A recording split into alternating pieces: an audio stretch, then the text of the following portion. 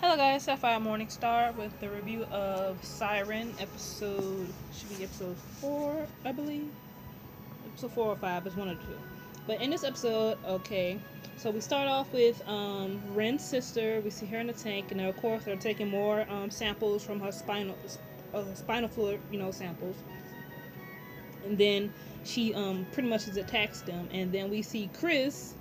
Then we skip over to Chris, who hears all of this commotion. And he's like, well, this is my chance to get up out of here. So he takes, all the tubes out and, is stumbling his way, trying to find a way out. And then he sees Ren's sister, but he doesn't know that's Ren's sister. He just sees a woman and some scrubs. So he's like, come on, let's go.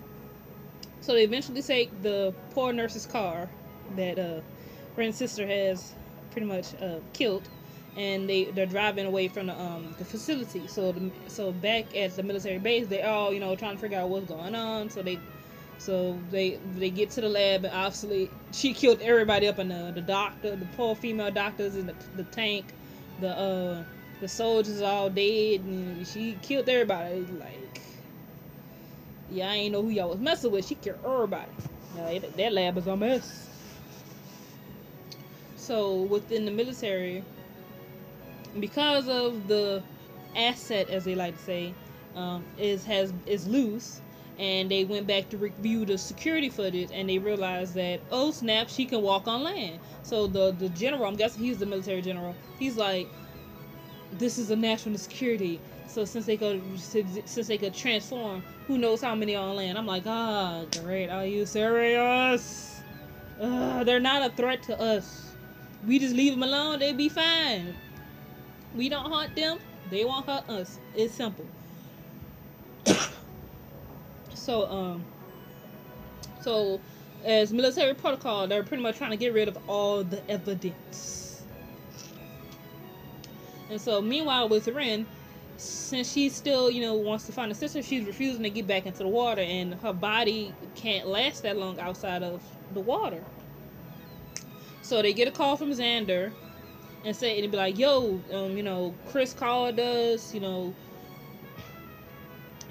us at this beach, because he was far from the beach. So Chris is like, okay, we're gonna me and Matt are gonna meet you up there. And so for Ren, they drop her off at first, when they finding out everything, they dropped Maddie off at Helen's, because they went to go meet up Xander first with at Donna's place, and they was trying to snoop around her house and find stuff, but they had to stop because the military came in, and they realized they was cleaning up, and something that obviously Donna's not coming back home if they coming inside her house and doing a cleanup sweep. And so with Ren at Helen's, that's when we get this little hint with something with Helen. So Helen's giving like this little mixture to Ren, so that I'm guessing to pretty much help her on land or keep her skin hydrated. And then Ren picks up her pants leg, and we see the same marks that's on Ren's shoulder on Helen's leg, and she says to Ren that the doctors call it an autoimmune disease, and because humans don't because basically people don't understand.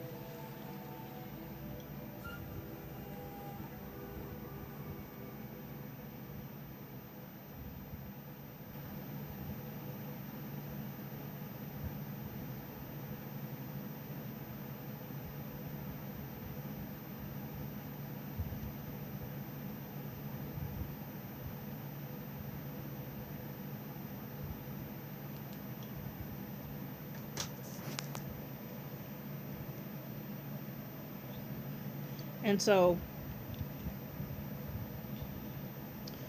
that gives us a hint of maybe Helen's a mermaid. And she says the faster they go back in the water, the longer they can last on land. So if they're hinting at Helen being a mermaid, so that means Helen occasionally goes on in the water, comes back, and she could last on land longer. And it also would make sense of why she would know why this mixture would work on Ren. And it also would explain why she has all this knowledge about some mermaids. Because no random human is walking around with this knowledge about mermaids unless they either met one or they was one. Just saying.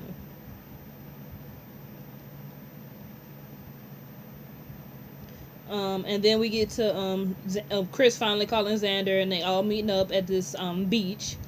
Ren's in the car because she refuses to get back in the ocean, and so Maddie and Ben get there first, and Chris is in the he's bleeding out, like he really needs a doctor.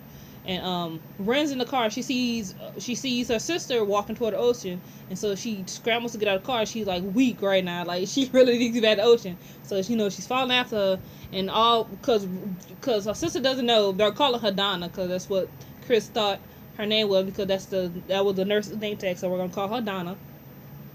So Donna thinks Ren is probably still in the ocean, just waiting for her. And so Ren lets out, I'm guessing, this mermaid cry, and then she turns and sees her, and they kind of hug each other like, "Hey, sister, you're safe." And Donna is clearly upset because Ren is obviously about to kill herself searching for her. So she picks her up, and they go into the water, and they swim off. Before and at the Marine Biology Center, Ben had put a tracker on the necklace that Ren had liked it on Maddie, and they asked her permission first, like, Ren, this is like pretty much like a tracker, and we're gonna use this to pretty much keep track of you, but if you don't want to put it on, you don't have to. And she trusts them, so she put them on. I'm like, oh, the trust, oh, it hurts. And so when they was back at the Marine Biology Center, they're tracking her. They're like, wow, she's going fast. And then she gets to a point, and the tracker just, like, stops. It just stops. And they're like, whoop, she's gone. And they look so sad, like, oh, dang it, we're going to miss her. And then Chris, he's fine. They brought him to a clinic because they was afraid to bring him to a hospital because, the military.